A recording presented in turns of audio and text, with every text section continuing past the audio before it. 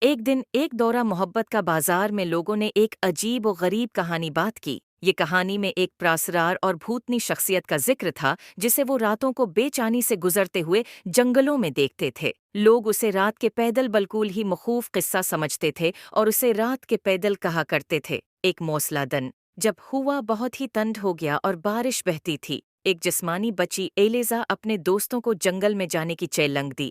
ان کے دوست چہک چکے مگر بہکے نہیں۔ انہوں نے فلیش لائٹس اٹھا لیے اور جنگل کی طرف رخصت ہو گئے۔ جب وہ جنگل کے گہرائیوں میں داخل ہوئے، ہوا کی شور اور درختوں کی شاخیں انگلیوں کی طرح بہر گئیں۔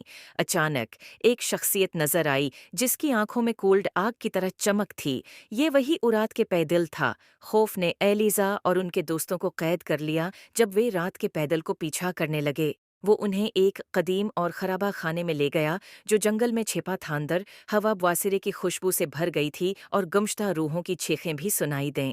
رات کے پیدل نے انہیں تنہا چھوڑ دیا خانے میں۔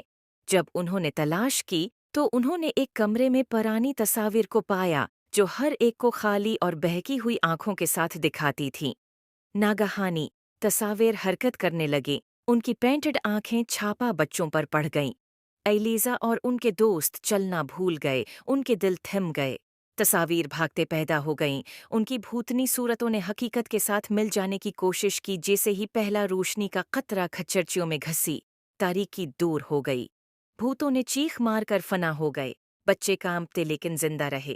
وہ خانے سے باہر نکلے، کبھی جنگل واپس نہیں گئے، اور جیسے ہی گاؤں والے انہیں تلاش کرنے کے لیے آگے آئے، وہ صرف خالی فلیش لائٹس کو جنگل میں پھیلے ہوئے پایا۔ رات کے پیدل کے سینسٹر کھیل کی سخت یاد دہانی تھا۔